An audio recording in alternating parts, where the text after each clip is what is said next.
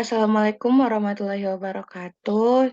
Jadi pada video ini saya Maharani Azura Ramadhani Harahap dengan NIM 2307901 akan mempresentasikan proposal usaha saya yaitu proposal Daifuku Mochi, di mana yang menjadi latar belakang dari proposal saya yaitu masuknya makanan luar yaitu makanan khas Jepang yang terbuat dari mochiko atau tepung beras ketan yang di dalamnya terdiri dari pasta coklat dan buah stroberi. Daifuku mochi ini pertama kali muncul pada zaman Heian atau 794 sampai 1185 di Jepang. Nama Daifuku mochi ini berasal dari dua kata yaitu dai yang berarti besar dan fuku yang berarti keberuntungan. Adapun visi misi dan tujuan proposal usaha saya yaitu visinya menjadikan usaha produk Daifuku Mochi sebagai usaha rumahan yang sehat dan serta diminati banyak masyarakat yang mendapatkan keuntungan yang maksimal. Misinya yaitu yang pertama, proses produksi yang higienis baik dari tempat, alat, dan bahan-bahan yang digunakan. Yang kedua, menerapkan pelayanan prima atau sikap yang sopan dan ramah, pelayanan yang cepat dan baik. Yang ketiga yaitu menjaga cita rasa. Yang keempat, dengan adanya rasa yang khas dan harga yang terjangkau diharapkan memuaskan para konsumen. Yang kelima, memperkenalkan Daifuku Mochi ini kepada masyarakat. Tujuannya yaitu yang pertama meningkatkan taraf hidup menjadi lebih baik untuk memperoleh keuntungan. Yang kedua, untuk menerapkan jiwa kewirausahaan dan yang ketiga yaitu melatih kemandirian. Bab 2-nya ada deskripsi usaha. Di sini ada analisis SWOT, di mana strength atau kekuatannya yaitu dengan modalnya yang murah, bahan bakunya mudah didapat, harga yang dijual relatif murah, pembuatannya yang tidak susah, serta bentuk dan warnanya menarik. Di mana weakness-nya atau kelemahan pada Daifuku Mochi ini, yang pertama yaitu tidak tahan lama, terus yang kedua banyaknya orang yang salah dalam melakukan pengolahan adonan, dan yang ketiga untuk orang yang tidak terlalu suka rasa manis karena makanan ini dominan manis.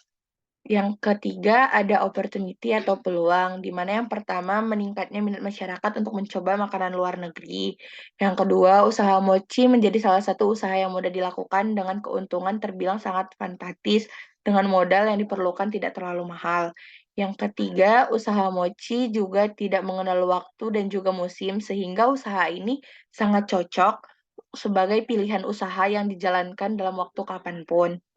Yang keempat, ada usaha mochi juga menjadi salah satu usaha yang mudah dilakukan dengan keuntungan terbilang sangat fantastis karena modal yang diperlukan tidak terlalu mahal.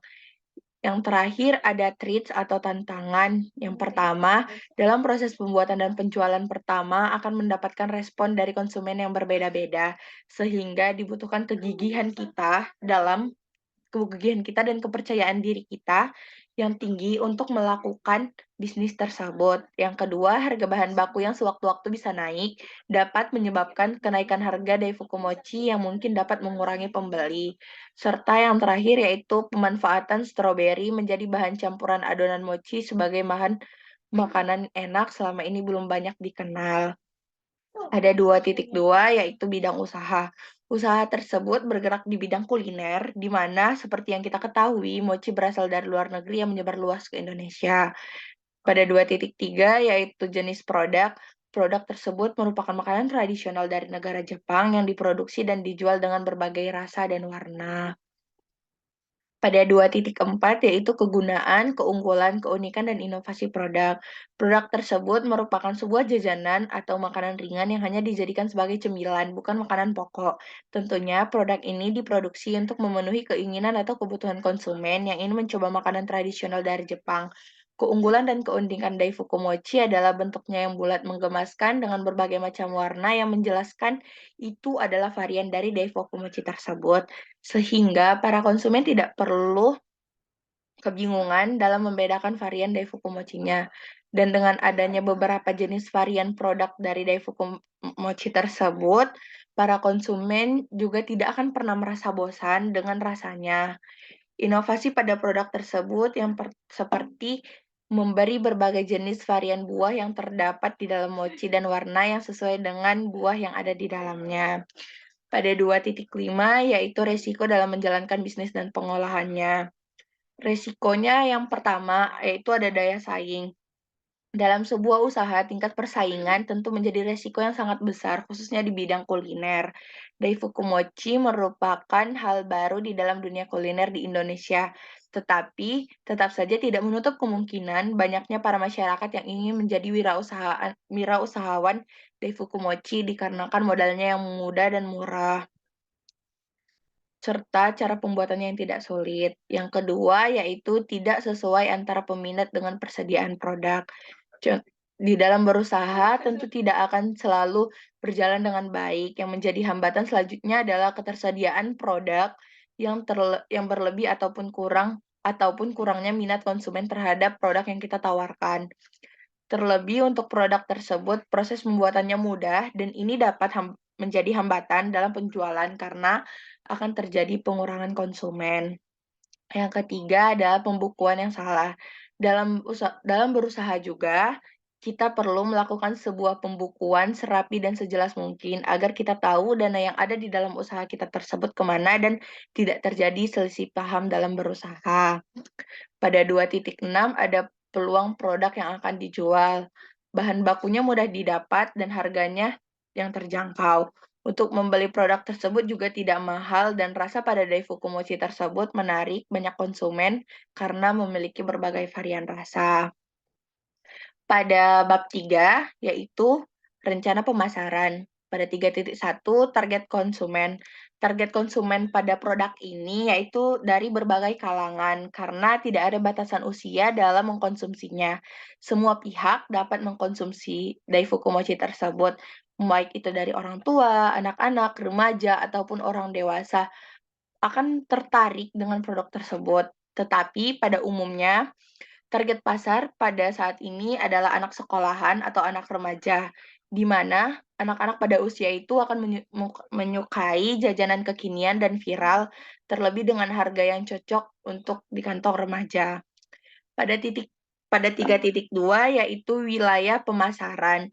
Pemasaran Daifuku Mochi tersebut dapat dilakukan secara online dan offline. Secara offline, wilayah pemasarannya meliputi kantin sekolah, bazar kuliner, ataupun outlet kosong yang ramai dengan pengunjung.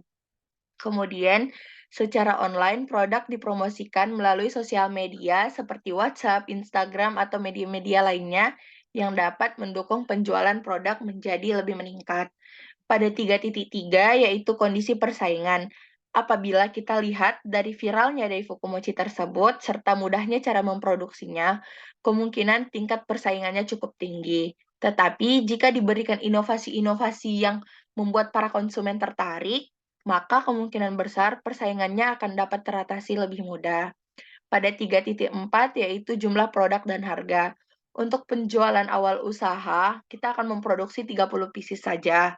Tetapi dengan lambat dan laun, produksi akan tetap terus bertambah, tergantung bagaimana minat para konsumennya. Dan untuk harga satu pieces dari Fukumochi-nya hanya 10.000 saja. Pada bab 4 yaitu rencana produksi, yang pada 4.1 yaitu ketersediaan bahan baku. Apabila kita lihat dari bahan baku Daifuku Mochi, yaitu tepung ketan, ketersediaannya cukup baik dan banyak di pasaran. Maka dari itu, apabila permintaan konsumen meningkat, maka akan terpenuhi sesuai dengan kelancaran bahan baku. Pada 4.2 yaitu peralatan atau teknologi. Untuk peralatan dalam pembuatan Daifuku Mochi tidak menggunakan peralatan khusus, hanya peralatan yang tersedia di dapur pada umumnya, dan sudah dipastikan tidak akan susah dicari untuk peralatannya. Pada 4.3 yaitu proses pembuatannya. Adapun bahan-bahan yang digunakan dalam Daifuku Mochi serta proses pembuatannya akan saya jelaskan. Pada bahan pembuatan 10 pieces mochi, kita memerlukan stroberi sebanyak 10 buah tentunya kan, karena kita akan membuat 10, serta 135 gram tepung ketan, 2 sendok makan gula pasir, garam secukupnya, 1 sendok makan minyak goreng, 180 gram susu UHT, tepung gula, coklat batang, susu kental manis, dan margarin. Di mana proses pembuatannya yang pertama yaitu kita masukkan coklat batang, tepung terigu, susu kental manis, margarin ke dalam teflon, lalu diaduk hingga merata dan menjadi adonan yang berbentuk pasta. Yang kedua, sisihkan adonan pasta tersebut dan ditunggu sampai dingin. Untuk adonan tersebut dilapisi ke stroberi. Jadi stroberinya itu dibungkus di dalam lapisan pasta. Dan yang ketiga, campurkan tepung ketan, garam, susu UHT, gula pasir 1 sendok, gula pasir 1 sendok minyak, dan sedikit pewarna makanan ke dalam wadah. Lalu diaduk secara merata dan jangan sampai terlalu cair untuk membuat kulit mochi. Lalu setelah itu kita siapkan wadah untuk mengukus adonan mochi dan wadah tersebut sudah diolesi dengan minyak sayur. Yang kelima, yaitu adonannya disaring pada saat kita memasukkan ke dalam wadah yang akan dikukus agar terhindarnya adonan yang bergerindil. Selanjutnya kita kukus adonan selama 30 menit. Selanjutnya, setelah mochi matang, angkat dan aduk adonan hingga menjadi lentur dan ditaburi alasnya dengan tepung maizena yang sudah disangrai. Yang selanjutnya, ambil mochi secukupnya, bentuk bulatan pipi mochi dan masukkan itu stroberi yang sudah dibalur dengan pasta coklat tadi. Kemudian kita bungkus dan ditutup rapat. Yang terakhir, kita baluri mochi dengan tepung maizena tipis-tipis saja dan masukkan mochi ke dalam wadah yang kedap udara dan masukkan ke dalam kulkas agar dalam mengkonsumsinya rasanya lebih enak ketika dingin. Demikian presentasi saya, kurang dan lebihnya saya mohon maaf. Terima kasih.